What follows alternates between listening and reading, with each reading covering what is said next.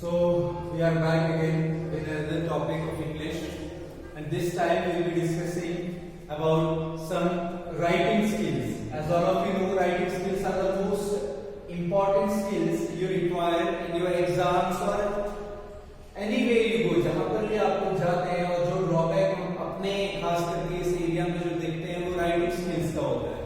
Means भी हम लोग बचपन से वी रीड, हम लोग बुक रीडिंग करना हमें आता है, हमें डेफिनेशंस रटना आ जाता है, हम क्वेश्चंस को रटना जो सीख लेते हैं. बट एक्चुअली में जब एग्जाम आता है और जब हम एग्जाम हॉल में बैठते हैं तो सबसे बड़ी प्रॉब्लम होती है कि जो आइडियाज हमारे माइंड में होते हैं उनको हम अपने आंसर शीट में जो है वो नहीं निकाल पाते हैं. और उसकी वजह एक ही होती है कि हमारे राइटिंग स्किल्स जो होते हैं वो काफी वीक होते हैं. तो उन राइटिंग स्किल्स को डेवलप करने का अलग अलग तरीके होते हैं. मैं जो आज टॉपिक लेके आया हूँ मैसेज राइटिंग का, उस राइटिंग स्किल्स का एक छोटा सा पार्ट है जो हम डेली लाइफ में जो चीजें करते हैं, चाहे व्हाट्सएप हो चाहे कुछ हो. आजकल टेक्नोलॉजी का जो जमाना है जिस तरीके से मैसेज लिखते हैं, बट उसका भी एक पर्टिकुलर फॉर्मेट होता है. तो ये टॉपिक आपके क्लास 7 में भी है, 8 में भी है, 9 में भी, इवन 10th में भी है. सो ये कंबाइंड क्लास है. एज ऊपर मैंने लिखा हुआ है क्लास 9 के लिए भी और क्लास 8 के लिए भी है. अकॉर्डिंग टू सिलेबस में चल रहा हूँ. सो ये दोनों की सिलेबस में है, 8 में भी और 9 में भी है. तो राइटिंग स्किल्स में पहला पार्ट जो है वो मैसेज का है. इसके बाद हम ईमेल डिस्कस करेंगे, ईमेल किस तरीके से लिखते हैं, एसएमएस डिस्कस करेंगे हम. तो सबसे पहले मैसेज राइटिंग के ऊपर आ जाते हैं कि व्हाट इज मैसेज राइटिंग. अब मैसेज होता क्या है? मैसेज एक्चुअल में इट्स अ, अगर कोशिश करें कि इसको डिफाइन करने की, it's a short piece of information. Short piece of information. आप लोग जब कोई वीडियो देखते हुए बैठते हो उस टाइम पे अपनी नोटबुक निकाल के ये चीजों को नोट कर दिया करो, क्योंकि ये नोट करके रखोगे फिर आपको आसानी हो जाएगी जब आप नेक्स्ट टाइम एक बार इसको देखोगे. So message writing it's a short piece of information. एक छोटा सा इंफॉर्मेशन का एक छोटा सा टुकड़ा रिटन फॉर्म में भी हो सकता है, ओरल फॉर्म में भी. तो इसके दो फॉर्म्स हो सकते हैं. इट कैन बी रिटन और it can be oral. And message कब दिया जाता है?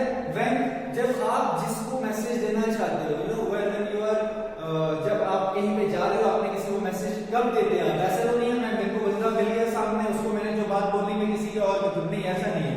When we are not able to reach that person, उस बंदे को हम नहीं पहुंच पा रहे हैं जिसको हमने मैसेज देना है, तो हम फॉर एग्जांपल आपकी मदर है, वो घर से कहीं जा रहे हैं और आप घर में नहीं है, तो वो आपके लिए एक रिटन पीस ऑफ शीट छोड़ देती है, मैसेज छोड़ देती है कि जब आप घर वापस आओ तो आपको पता जाए.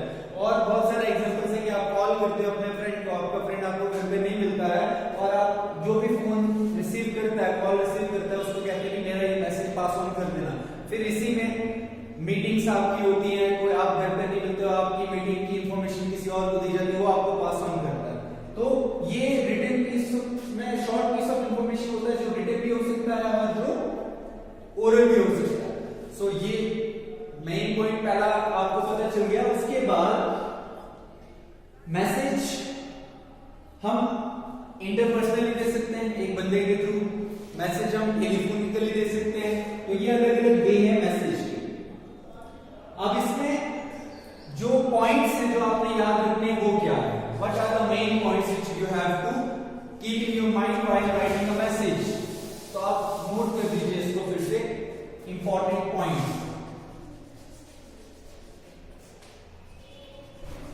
Important points for message writing का क्वेश्चन. पहला पॉइंट जो आपने याद रखना है, हमने डेफिनेशन में पढ़ा short, it's a short piece of information, so we don't have to stretch it long. हमने इसको कोई ऐसे नहीं बना देना कि बड़ा सा खत लिख देना. लेटर और मैसेज में डिफरेंस है. Message short piece of information, letter लंबा, ऐसे नहीं लिख देना भाई चलो. तो सबसे पहला पॉइंट जो हमें नजर रखना है, should be enclosed in a box. Number 1 point, message should be enclosed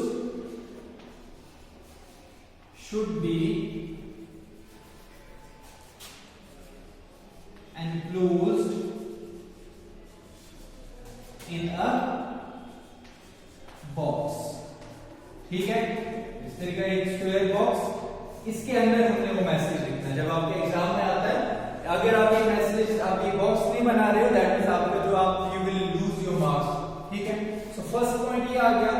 second point जो हमारा आता है वो है it should be written in the proper format. इसका एक अपना प्रॉपर फॉर्मेट होना चाहिए जो मेंशन करूंगा मैं अब नीचे। प्रॉपर फॉर्मेट होना बहुत जरूरी है। ऐसा नहीं है कि डेट कहीं पर लिख दी, सैल्यूटेशंस कहीं पे लिख दिए, बोलने वाले का नाम कहीं पर, रिसीव करने वाले का नाम कहीं पर, ऐसा कुछ नहीं है। Next the main important point, third one, word limit. Word limit का बहुत ख्याल रखना है इसमें। जो वर्ड लिमिट है ये 50 वर्ड से एक्सीड नहीं करना चाहिए, ठीक है। 50 वर्ड से आगे it should not exceed 50 words, you should not go beyond 50 words. The next point is message can be written as informal और a formal note. Message formal और इनफॉर्मल में आप क्या समझते हैं? एक फ्रेंड को मैसेज करते हैं तो इट इज इनफॉर्मल, जस्ट किसी भी तरीके से भी यूज शॉर्ट फॉर्म यूज नहीं। बट जब एक ऑफिशियल वे में आपने एक ऑफिशियल मैसेज करना है तो वो एक फॉर्मल वे में। सो हमने क्या बताया मैंने आपको दोबारा से, message can be written as a informal और formal note, as an informal और फॉर्मल नोट। सो ये कुछ पॉइंट्स थे जो मैंने आपको बताया। सबसे पहले डेफिनेशन बता दी, मैसेज क्या होता है। So short piece of information, ठीक है, इज मेंट फॉर दोस जिनके पास आप डायरेक्टली नहीं पहुंच पा रहे हो। सो पास ऑन कर देते हैं आप मैसेज। उसके बाद मैंने आपको इंपॉर्टेंट पॉइंट्स बता दिए। First one is message should be enclosed in a box, सबसे पहला point. Next one is proper format follow करना है, वर्ड लिमिट का ख्याल रखना है, और it can be presented as an informal और फॉर्मल नोट के हिसाब से हम इसको कर सकते हैं। नाउ अब इसके अलावा कोई इसमें इतनी इंपॉर्टेंट चीजें नहीं है, ठीक है। अब मैं आपको बताऊंगा कि इसका फॉर्मेट क्या होगा। फॉर्मेट किस तरीके से रहेगा, आपको डेट्स कहां पे लिखनी है, आपको सैल्यूटेशंस कहां पे लिखने हैं, क्या है क्या नहीं, वो आता है, ठीक है।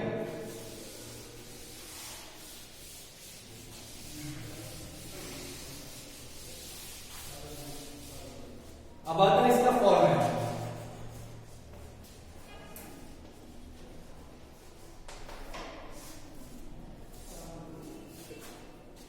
फॉर्मेट में सबसे पहले आपने ख्याल रखना है कि इसकी हेडिंग जो है, नंबर 1 हेडिंग स्टार्ट करते ही जो आप मैं आपको यहां पे अगर एक साइड पे बना के दे देता हूं, ये स्क्वायर बॉक्स आ गया हमारा। सबसे पहली चीज जो हम इसमें लिखते हैं, हम कैपिटल लेटर्स में इस तरीके से मैसेज लिख देते हैं, ठीक है। ये हमारा फर्स्ट पॉइंट आ गया, दिस इज हेडिंग, ठीक है। इस तरीके से आपने हेडिंग को प्रेजेंट करना है।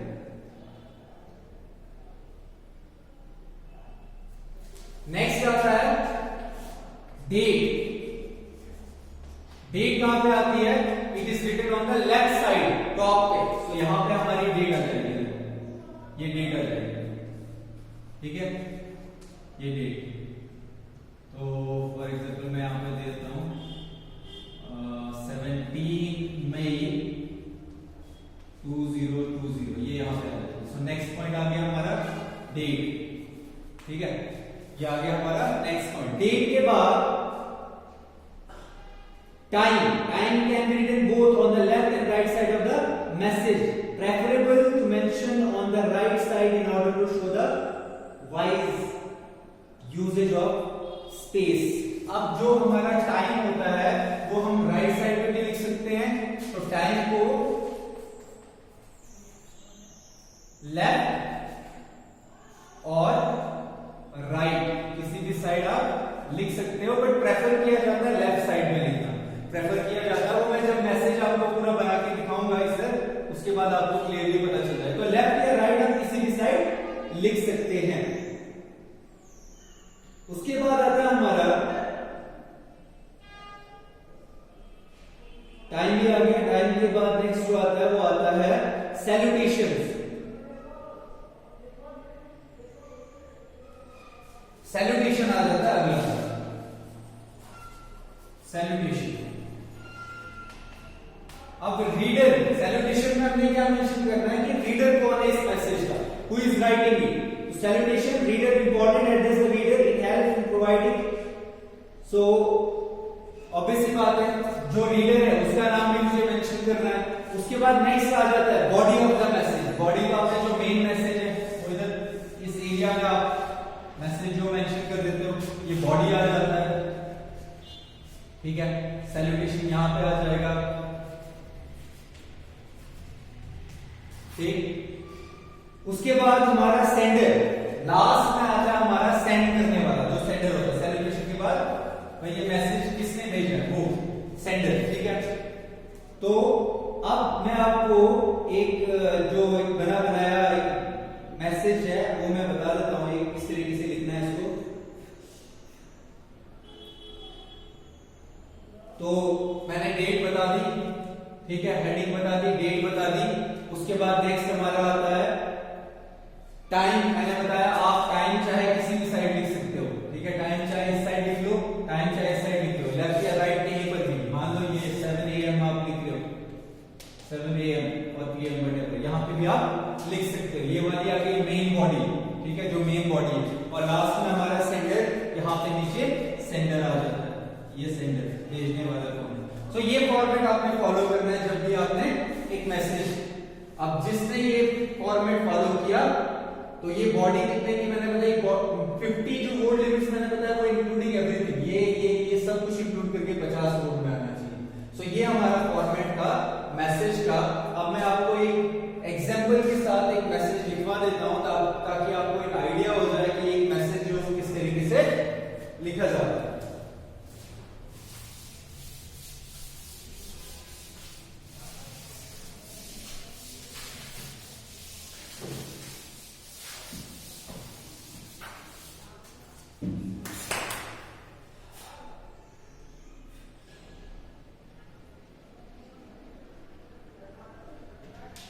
तो मान लीजिए आपका नाम रजत है, यू आर रजत। ठीक है, और आपने क्या किया, receive A phone call from your father.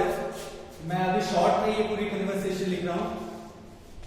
Receive a call from your father, father से आपको एक कॉल आई, और उसके बाद फादर के ऑफिस से, and have the following conversation. Father's office से कॉल आई, आपके पापा मौजूद नहीं है घर पे, सो उन्होंने जो डिटेल दी वो आपने पास ऑन करनी है अपने फादर को। ठीक है, आपकी कन्वर्सेशन क्या हुई वो लिखनी है। सो सबसे पहले जब कॉल आई तो ऑफिस के एंड से मिस्टर गुप्ता ने बताया, मिस्टर गुप्ता ने पूछा, इज दिस, जो नंबर होगा फोन कॉल का नंबर, ठीक है, बट अगर जो नंबर होगा ये पूछेगा और रजत जवाब देगा। ठीक है, रजत की कन्वर्सेशन में क्या होगा, yes may I know who is calling. Rajat क्या बोलेगा, यस हम ही हैं, may I know who is calling.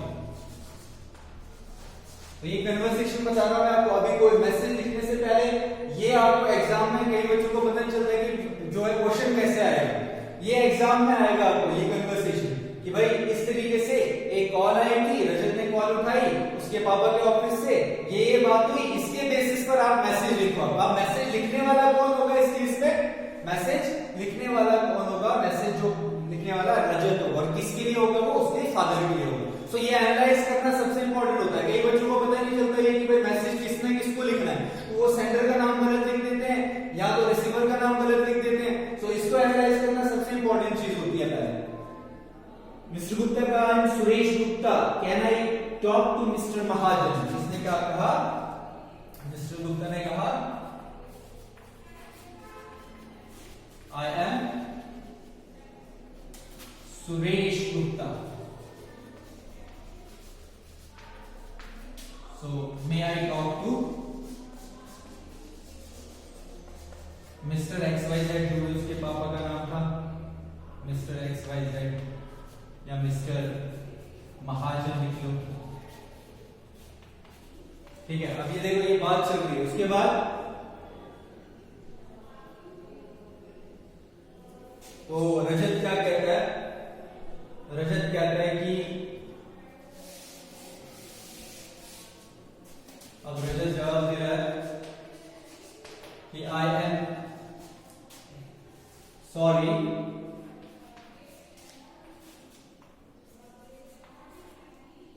Dad is not home. ठीक है, वो बताता है कि मेरे पापा घर पे नहीं है और पूछता है कि do you have any message, have any message for him. So mister Gupta क्या बोलता है?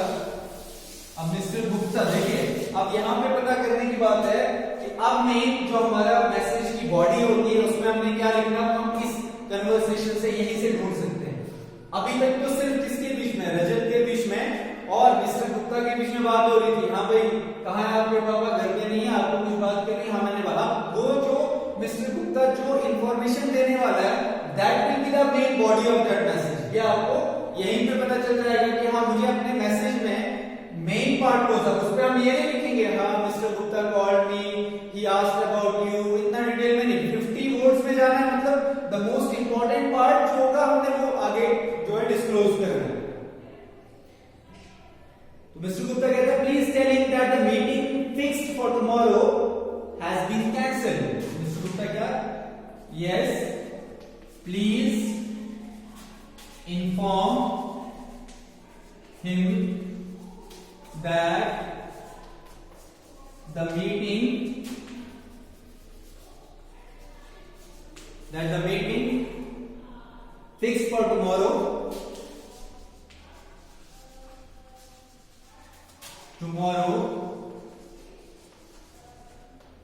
that is जो भी आप डेट दे, ये भी इम्पोर्टेंट है, मगर डेट कुछ भी दे, दैट इज लिख लो आप 18 मई 2020 has been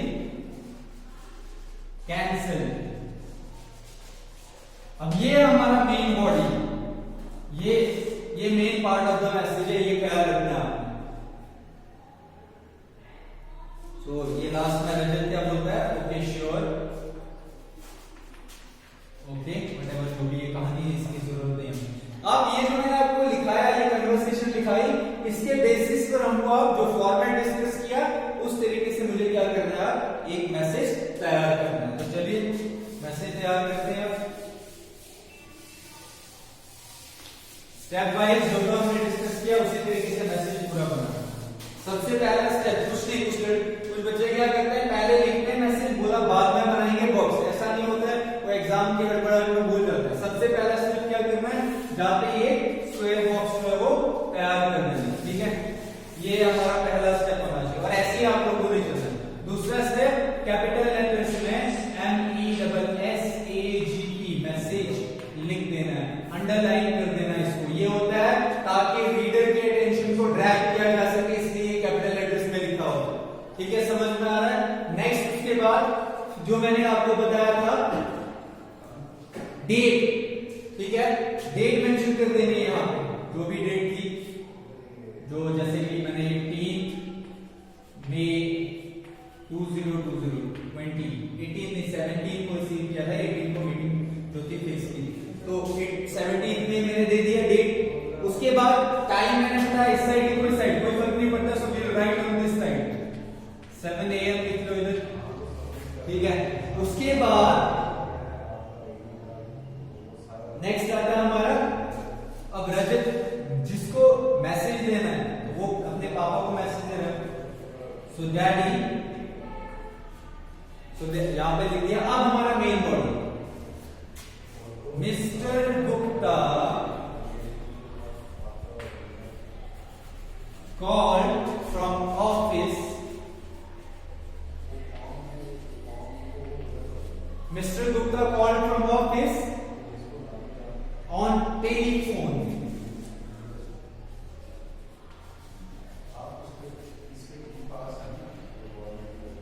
on telephone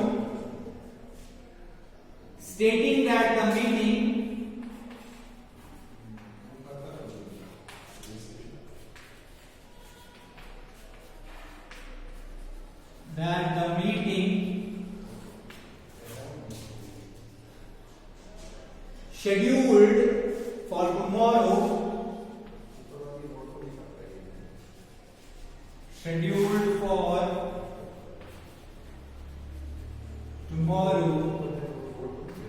has been cancelled. Tomorrow या डेट यहाँ पे मेंशन करना है, that is 18 May 2020 has been cancelled.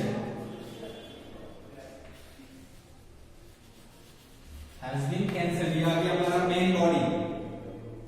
He also informed they would let you know as and when the next date is fixed. He also informed that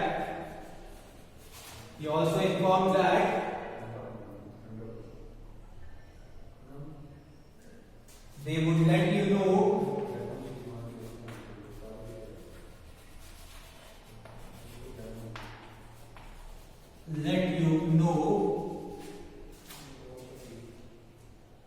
as and when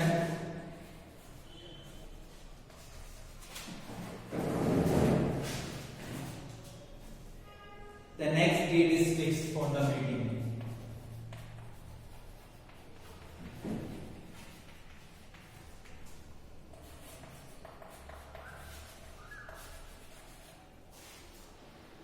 For the meeting. That's it. ये हो गया. और last में जिसने message, जो sender है, यहां पे लिख देना आपने उसका नाम Rajat. So this is the end of message. ये खत्म हो गया मैसेज.